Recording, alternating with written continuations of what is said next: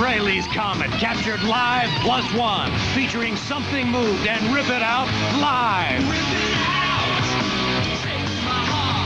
Breakout and Rocket Ride live. Plus, the brand new studio track, Words Are Not Enough. Words are not enough to make me feel like a man in love.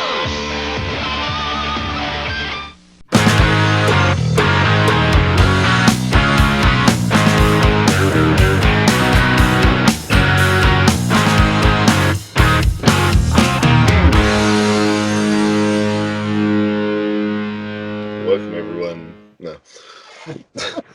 Welcome everyone to Kiss Meets the Podcast 4K, the second coming.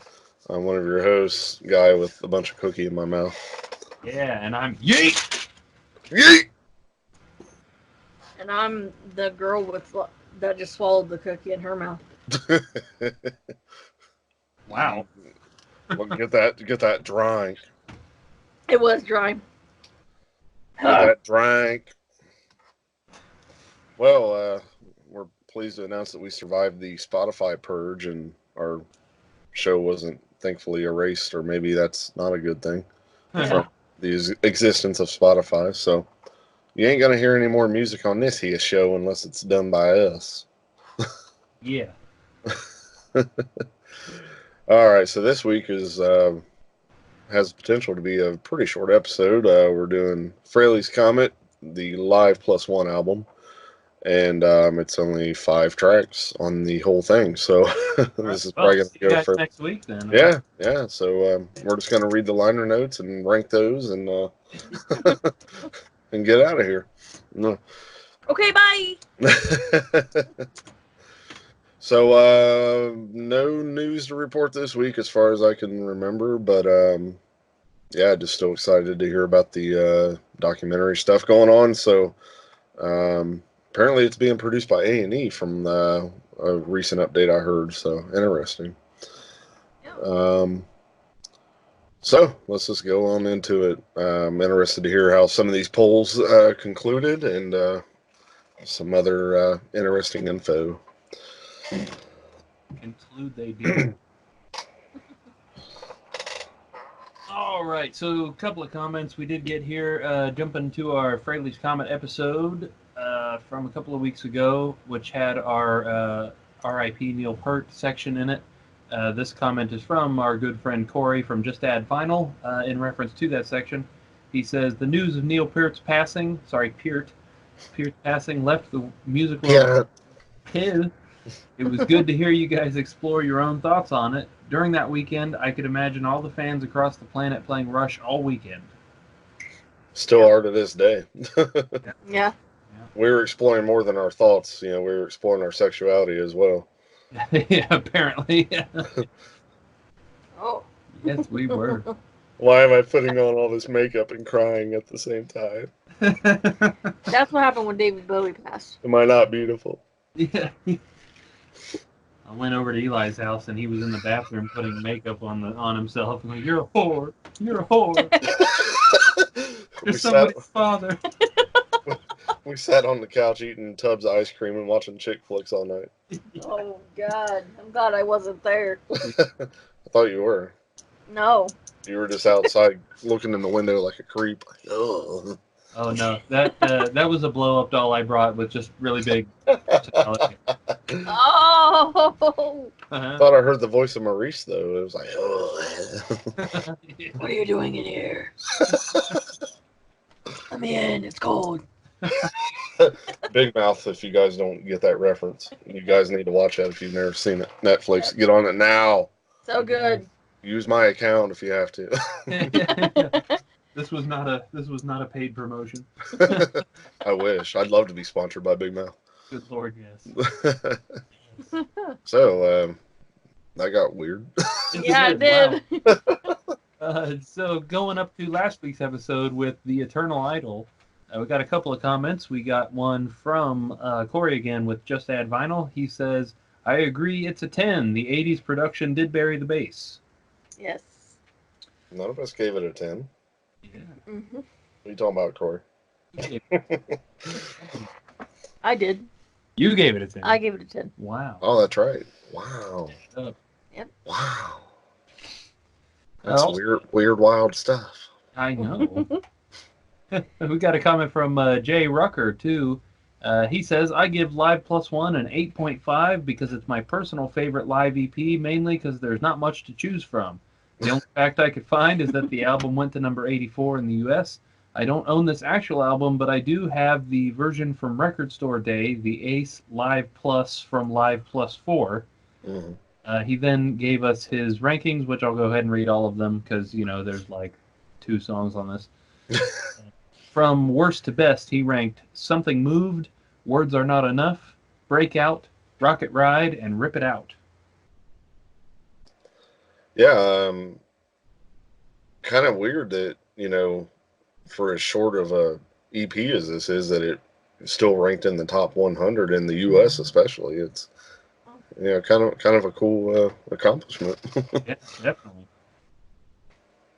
I've also got Steve and Rochelle McGowan's picks, as always, for this good. Who cares?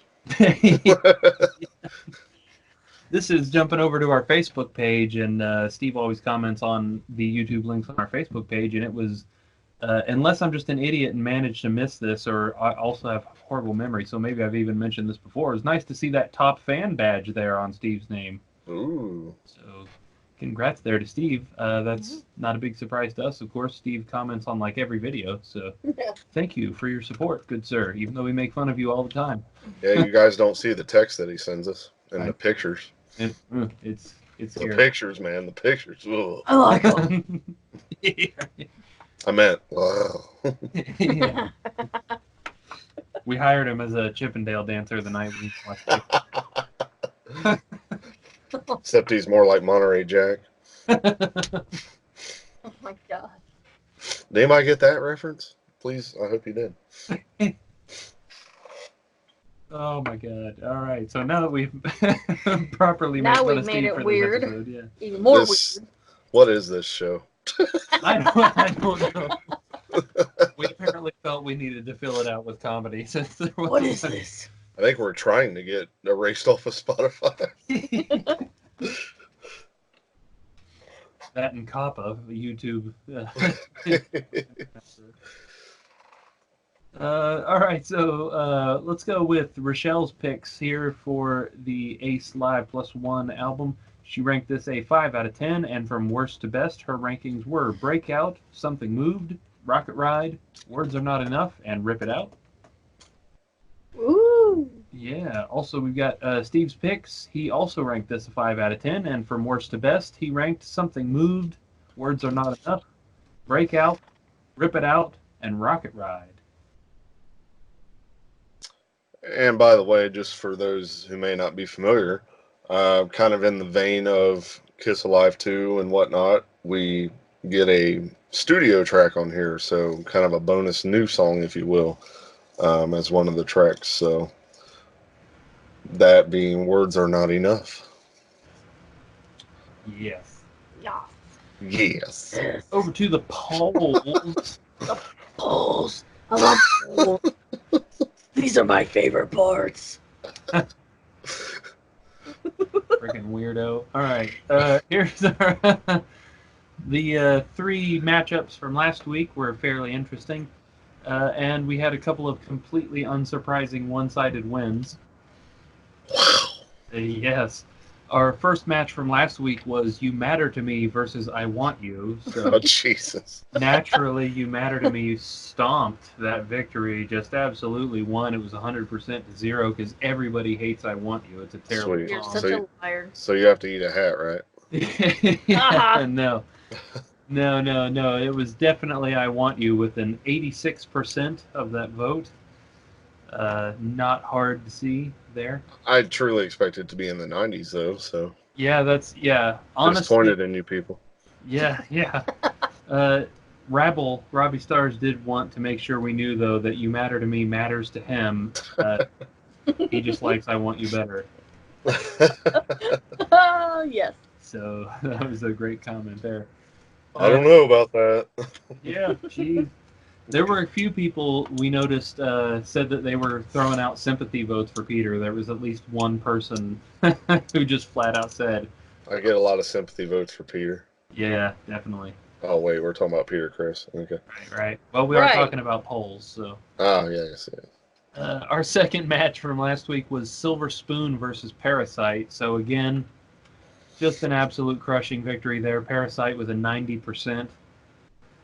Now, Not- if we put this up against the show Silver Spoons from the old days, that would have won. Oh yeah. Ricky Schroeder, man.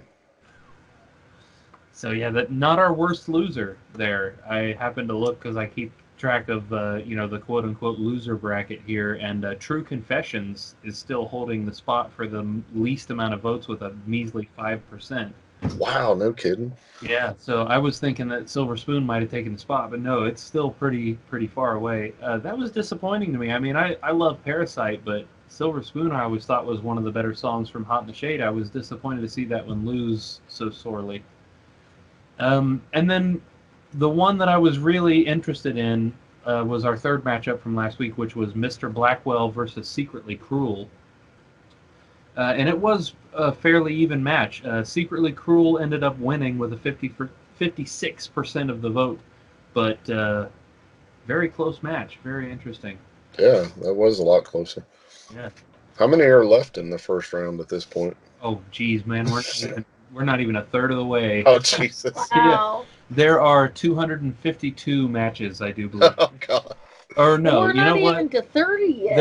There might be 252 songs, so it might actually be 120 something matches. I forget, but yeah, we just posted match 30 this week. That is crazy. We'll see you in 20 years as we wrap up round one. Yeah, we don't have to worry about this ending anytime soon. So all three of the matches this week are a little bit more on the interesting side. I'm feeling like there's not going to be as many one-sided victories. Yeah.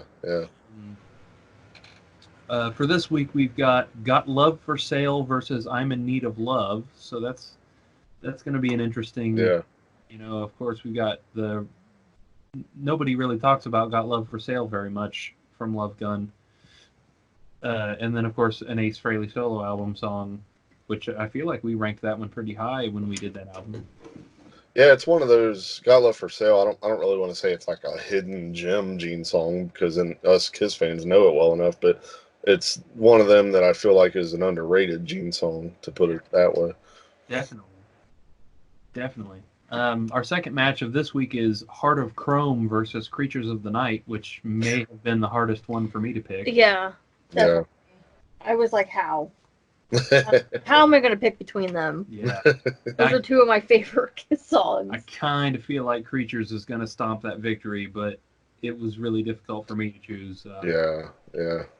And then our final match, a couple of lesser known ones, Any Way You Slice It versus Little Caesar. So that'll be interesting there for me. The Any Way You Slice It is not one of my more favorite 80s Kiss songs. Same. But I'll be curious to see the comments. And See, how I that chose works the other out. way. I liked Any Way You Slice It better. Oh, really? I'm not like a giant fan of Little Caesar by no means either, but it is a cool song. But Yeah. Right. Yeah, for sure. I wish, don't put it on that often. Right. Right, yeah. I wish like hell that wasn't Eric Carr's like only lead vocal. Yeah. That's what ends up putting it up there for me. Is it just I feel like it deserves something just because it's his vocal. You know? Right.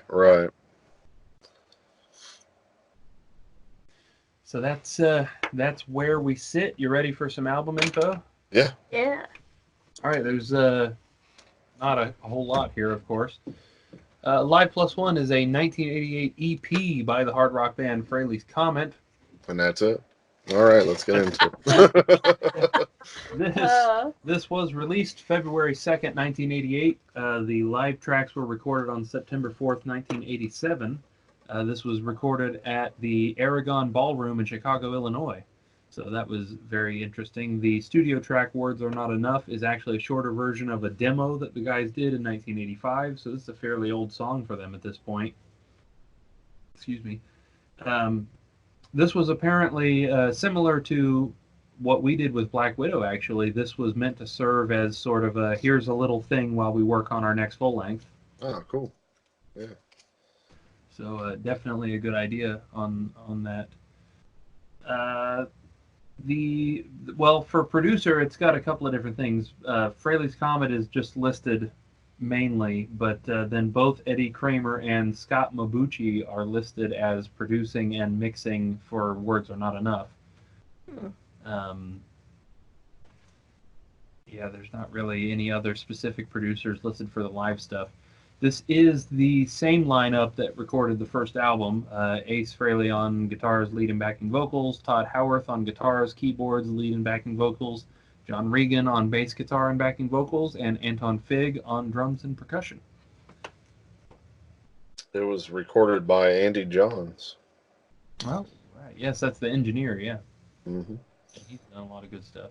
And also, you see Eddie Trunk's name a few times on these credits as well.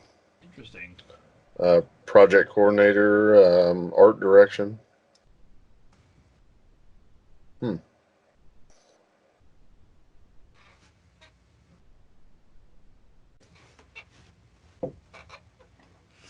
Was that it? Yes, that was Yeah. it, yeah. That's it. That was literally it. All right. The end. We told you it'd be a short one. All right. So starting off the EP is "Rip It Out." Obviously from the '78 solo album. This one's my number 2. So the roar of the crowd fades in as we hear Fractured Mirror playing through the PA. Then we get an introduction, which, according to the back of the album here, was done by Mo Hagedorn, who was the stage manager, apparently. And of course, it's reminiscent of the Kiss intro, kind of similar. You know, you wanted them, you got them, or whatever he says. And band is very, energetic on this version, and surprisingly, it feels more so than even what the album version does. I really like Ace's vocals on this version as well. The way they sound, his delivery. I almost like it more than the original version. I don't know if I hate to say that or not, but I really did like them. And the drum breakdown, sounds great on here. The toms, man, they just really cut through on the mix there. Love that, just that concert tom sound when they're mixed right. And so yeah, cool version here to open up. Yep. This was my number 2 as well. The drums are what I liked in this one. They're very strong. They're very, there. It didn't really sound like they were really too complicated, but that snare sound was great. It was very poppy. It was very, it didn't sound flat or anything like that. And then the bass drums, they were there. You could feel that. And yeah, I didn't mind Ace's vocals on this song. And I feel like this is one of his better songs. I've always liked this one. There's not really a whole lot of Ace songs that I really, really, really like, but this was one of them. So yeah, it was solid for the opener, I think, for sure. Yeah. Agreed. This is also my number 2, and I was excited to hear Fractured Mirror playing over the speakers. That was nice touch. Definitely the perfect opening track, both for the album, and I assume this was actually the opening track for their set list, which is perfect. Open with something everybody knows. Right. But that's not like something obvious like Cold Gin or Parasite. It's an exciting song. Yeah. It's I definitely agree with one of Ace's better songs, and it was nice to hear a couple of times throughout this. It's nice to hear Frehley's Comet play some of the Kiss songs, even though Kiss never actually performed "Rip It Out," I don't think, but definitely cool to hear. Yeah. Yeah, I don't think they ever did. They just always did New York Groove at the time. So next up is Breakout. This one's my number 1. So really, this one just kind of is almost one and the same with Rip It Out, because the band just kind of goes into the big hanging ending, and then it just immediately goes right into Breakout, which was pretty cool. It kind of caught me off guard. Todd Howarth again sounds amazing, even on this version. And oh yeah, we get a drum solo on this track, so really cool. Really cool to hear Anton tear it up, and and then kind of the song finishes, and I like how when it's kind of starting to fade out, you hear Ace on the mic. Anton rules, don't he? He's like, it's like damn right he does. Yep. And yeah, this was a really good version as well. It was smoking, so very good. Yep. This one was my number 3. And the very first thing I said was that I liked his voice a lot. Like, I mean, he has that power, in his vocal set. It's hard to reach those kind of notes. There's, Oh there's yeah, very few singers out there that can do that and do it well. I mean, he did the song justice as far as adding vocals to it. I still prefer this one to be instrumental, but I mean, I like his voice. I think he did a good job with it. Everything sounded just really together on this song.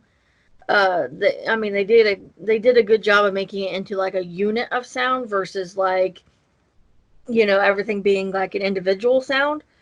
Uh, and of course, with it mostly being, a drum solo, when the other stuff came into it, I mean, it meshed well and nothing overpowered anything else. And then when it was time for the solo, I mean, they focused on that. And then when they came back in, it wasn't like the drums still were like overpowering everything else. It just kind of faded well into each other.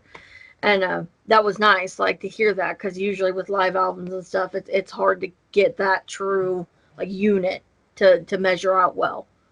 So absolutely, yeah. yeah, I think it did a really good job on this one. Yeah, it's one thing to sound good in the studio, but then to be able to do it live is a whole other Yes, thing. And right. man, and especially at this time, Yeah, it ain't like today where you got a lot of these people using all these vocal tricks on stage and whatnot. right. Yep. This was also my number 1. The transition from Rip It Out was freaking perfect. Yeah. That was so cool. I wish, of course, we listened to this one on YouTube, and so there was the little gap for the next video to load, which kind of sucked. But Yeah. still, very neat of them to go from that one to this one. I also noted Todd's voice, just like we were talking about with the Frehley's Comet album. It's awesome. Yep. Just usual. And then, man, Anton Fig is ridiculous. Oh my god! Of course, in my head, I'm hearing the Car Jam version of the drum solo. Yeah. It happens in a different spot in Breakout than it does in Car Jam, but man, it would have been killer if Eric had done like a guest. He comes Yeah. out, Oh man. That would have been Yes. so cool. but that's not to take anything away from Anton. It's nice to hear, essentially the same song but with a different drummer's take on it. Yeah. Hmm. He Yeah. just made it into like his own thing almost. Right. Even though Yeah. it was, something else, he made it his own as well, while And that. also keeping it, that original like flavor to it. Yeah, and that's what I love about it, because like we were saying on that Frehley's Comet, is like when I first heard that version after knowing Car Jam for so long, it was like holy cow! Like, All right. Yeah. so next up is Something Moved. This one's my number 4. I personally felt that this song translated better in this live setting than it did on the album. Had a nice vibe and good energy flow throughout the whole track, and again, Todd just sounding perfect. Yeah, it was pretty good. Kind of interesting that they threw this track on there and versus some of the other better known ones at the time, but again, it's a good translated version for the live setting. Yep. This one was my number 1, and it seems like, from what when Luke was reading the comments and stuff, it seems like this one was mostly lower on everybody else's so far, as far as their ratings. But I love the guitar in this song, and I mean the rhythm is it was grooving. The vocals were awesome, and that solo. I mean, I love the solo in this song. And on the Frehley's Comet album, this was my number 3 on that album. So I mean, there's just something about it that it's just so good. I can't quite pinpoint what it is that I love about it, but I think it's just the whole thing. Yeah. It's just like, and the ending was so solid, and I loved that, like how it just, I mean, when it ended, it was like, ooh, like I had goosebumps, you know. I loved it. So I mean, I was like, yeah, this is definitely like up there for me. Like I loved it. Hell yeah. Number 3 for me on this one. Yeah, it makes me want to go back to the Frehley Comet album and listen to the studio version again. I kind of forgot how catchy the song was, Yeah. especially that chorus. Yes.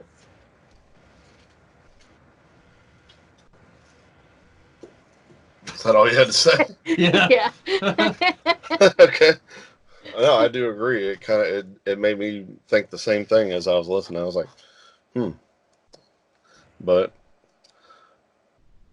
so next up is the last live track for the EP is Rocket Ride. So again, visiting some older Ace material. This one's number 5 for me though. Least favorite on the whole thing. Ace tells us this song is about space travel, but mostly about entering a black hole. I don't hate this version, but I think I definitely like the original studio version better. I felt like the drumming was a little too different in parts, and again, not taken away from Anton. And I mean, I get it. You know, you add your own little flavor, but I don't know. Just to my ears, I kind of wish he would have stayed a little truer to the original on this. Surprisingly, no Ace solo on this EP. I was pretty much expecting one to pop up, especially on this song. Yeah. But we do kind of get a quasi solo at the end of the song as the band's kind of going into the ending. You kind of hear Ace sort of soloing over all that, but yeah, I was kind of surprised that there wasn't an Ace solo like there normally is on every live album with him on it. Yeah, this one was my number 4. And I mean, this song, even, you know, it's just meh. You know, it always has been for me. The guitar work is definitely the best part of this song. But, you know, the lyrics are just a bit too corny for me. You know, but given that it did come out in the late 70s originally, it's not surprising that they're kind of corny. But I don't know. I think that's kind of just what makes it like, like cringy almost for me. And I feel like that about the original version of it too. So Wow. it's just, yeah. Number 4 for me on this one as well, and it was difficult for me to put it that low because I like the song, and it was interesting to hear a live rendition of it since it's another one Kiss just pretty much is ignored live. But then they didn't do one of my favorite chorus harmonies, and it made the chorus feel a little weird to me. Something that did pop out at me though is the guitar solo from the song, and just hearing Ace play, and he's doing fancier things than what he did in Kiss. Just generally, not even just for the song, but it made me think, like, man, it's, you know, hearing how much he digressed by the time the Kiss reunion came around is kind of sad. Yeah. Because here he's still in top form, you know what I mean? And it's literally, you know, it's less than 10 years later, he can barely play his parts. You know, it's kind of weird, but yeah, it was difficult for me to put this one low, but I think I was impressed enough by Breakout and Something Moved that it had to go down somewhere. You know? Yeah. Yeah. I think a lot of it too for me is it's missing that end section that's on the album. You know, that's probably my favorite part. Just, you know, where it kind of goes into that just him kind of soloing, and then the drums come in with that blah blah blah blah blah, blah and then the big ending. Blah, blah, blah, blah. I like that a lot. Oh Lord. So here we are at the end of the EP already. So this again is the new song, the studio track. Words Are Not Enough. This is number 3 for me.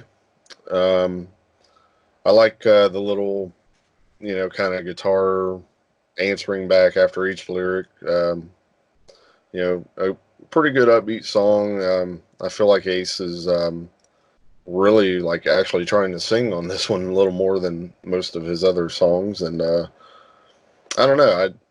I kind of see why this one didn't make it on an album. So it's not a song that I would probably go back and really listen to that often. But again, if I were to put this thing on, listening to it as a whole, yeah, I'd let it play. But I just don't think it's one of those that I would go back to that often for an Ace song. Yep.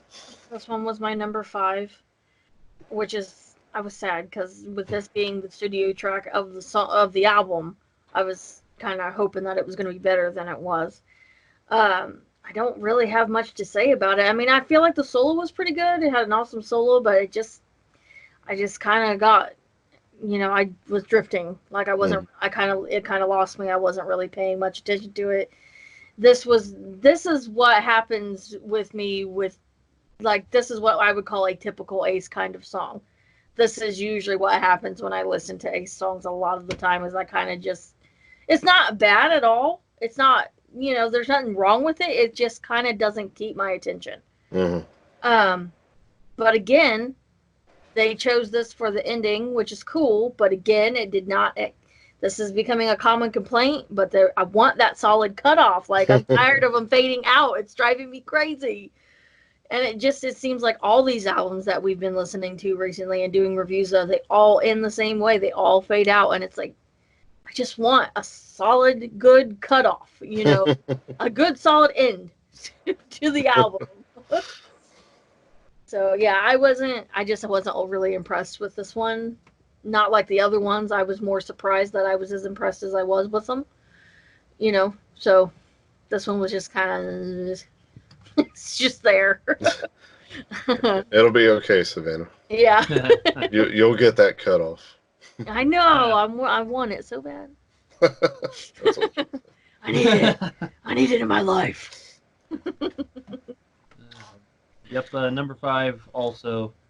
I did like the production. I thought the song itself sounded really good. Mm-hmm. But yeah, just not a big fan. Not a big fan of the song overall. It got kind of annoying by the end. It's one of those just chorus repeats. Yeah. And I didn't dislike Ace's voice here, but I would definitely admit that I was kind of hoping it was going to be a Todd Howarth vocal. Right. Probably would like it a lot more, honestly, if it would have been. Yeah, definitely. Or even Eddie Trunk. Yeah.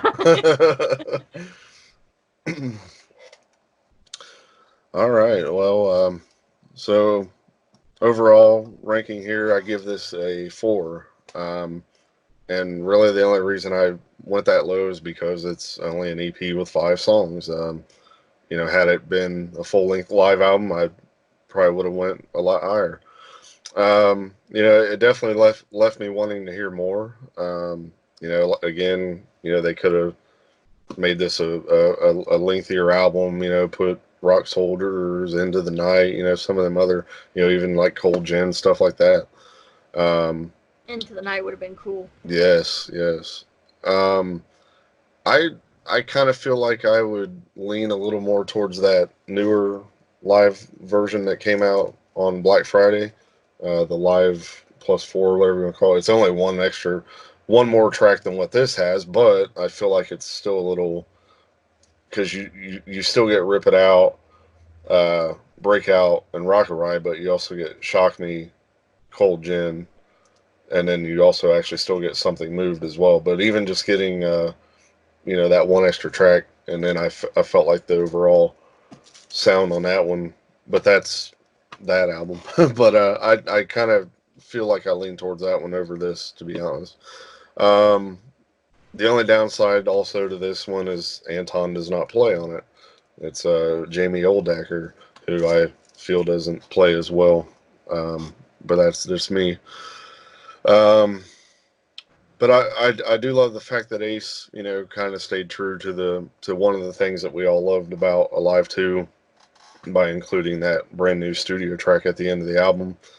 It was such a cool concept, for the time. And overall, enjoyed the production. Everything I thought was mixed really well.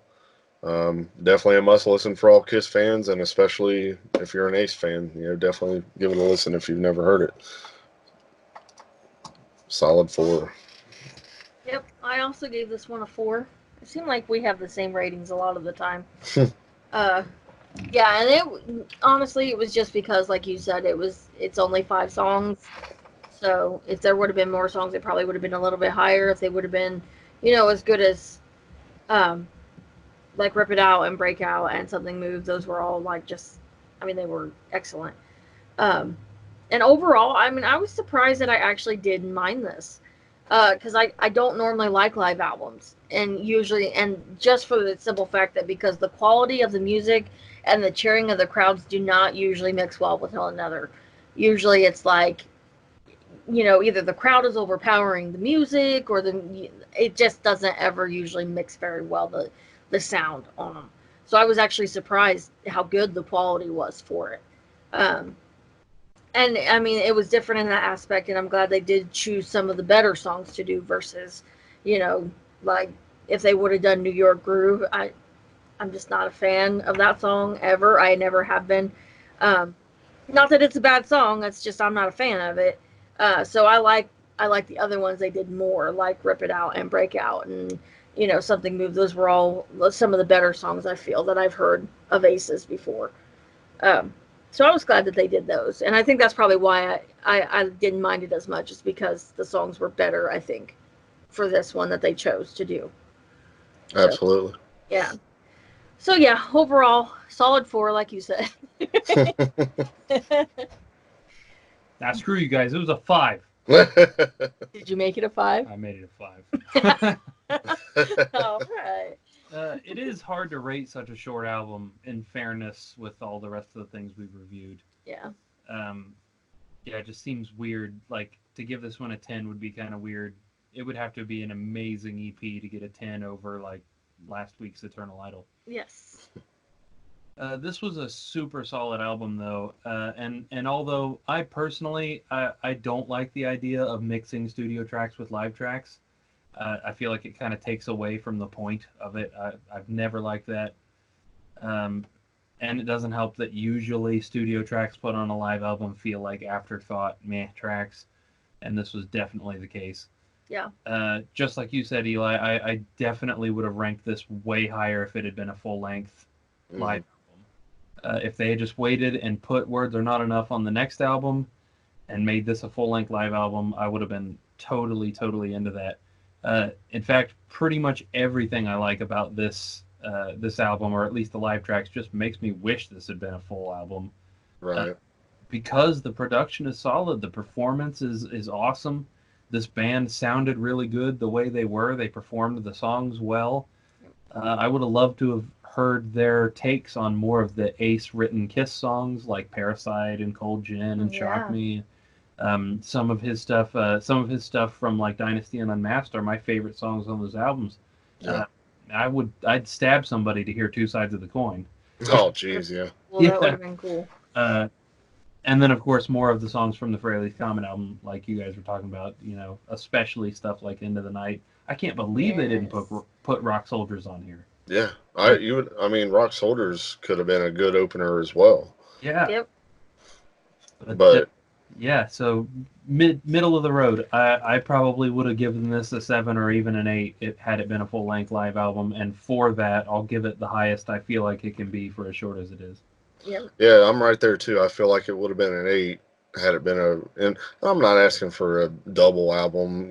Just give us at least 5 tracks on each side. That'd have been a good enough, solid live album. I'm not asking for anything Kiss Alive, length or whatever. But yeah, it would have definitely beefed it up. And I do, as much as I do like the new thing, I do wish that there was even different tracks, compared to what ended up being on both, even though they are played by a different drummer and whatnot. But yeah, definitely, I don't know. Maybe somewhere down the road they'll release like a more of a full Frehley's Comet album at some point. Yeah, why not? Surely they recorded the whole show. Yeah. This somewhere. Yeah. Yeah, absolutely. You can't tell me they came out and performed 4 songs and left. You know?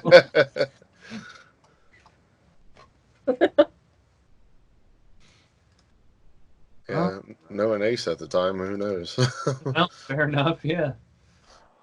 So the rankings then, I guess, eh? Yeah.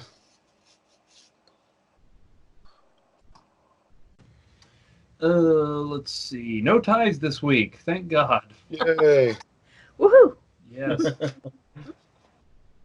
This album did end up with a 5.3 average rating out of 10, so pretty respectable for such a short EP. This did comes in just under 7-star and Nasty Nasty, just above Michael Bolton's Everybody's Crazy, which is definitely good. The 5 to 6 range is about mid for everything we've done so far, so that's pretty good. Pretty good. I'd say that's deserved.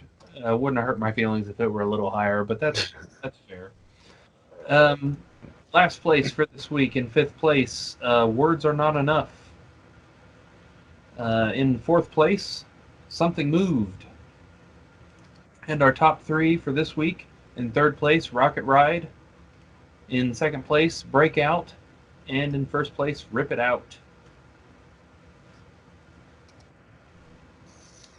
All right, short and sweet. Yeah, that's no kidding.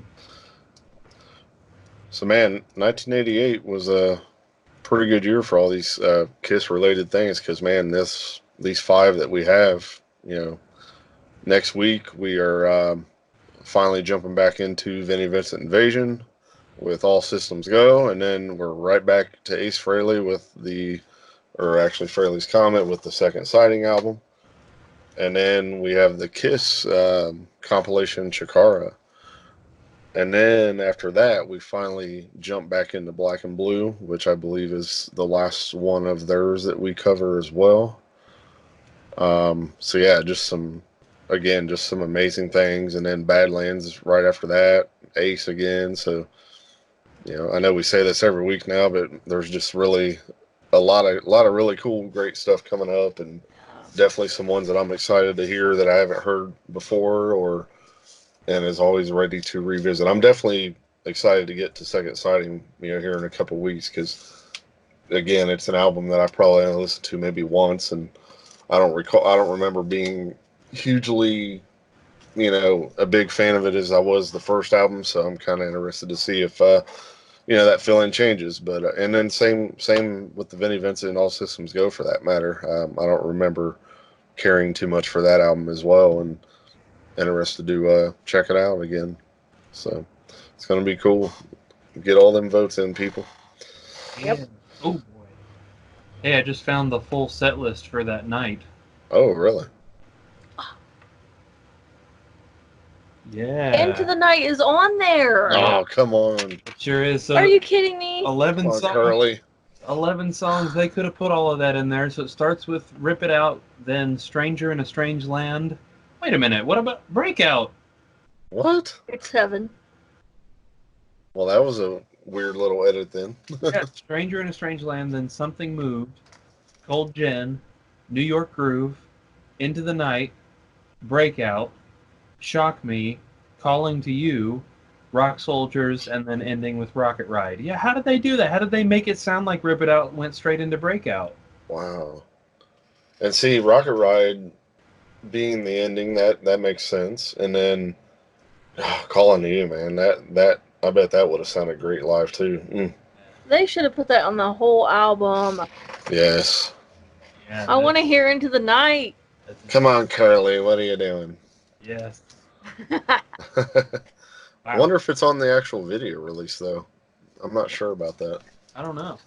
Because I don't know if I've ever even actually seen that video, to be honest. This Live Plus 4 thing. That's interesting.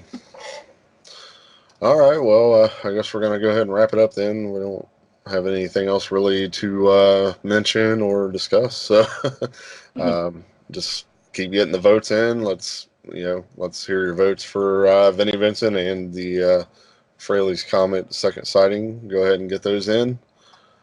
And, yeah, so I guess that's it. Until next week, we shall see you then. Yeet!